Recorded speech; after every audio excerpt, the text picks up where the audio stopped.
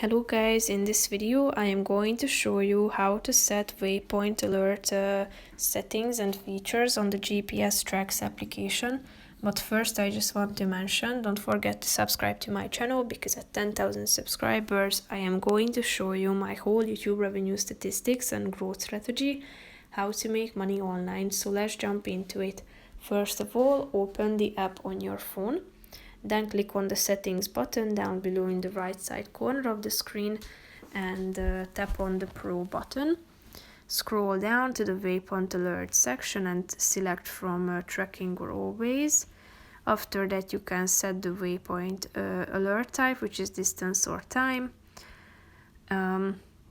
You can also set the waypoint alert radius, which will determine the alert radius around the next waypoint. Here you can set the waypoint map, callout buttons and direction source, and basically that's it for this video guys. See you in the next one. Bye bye.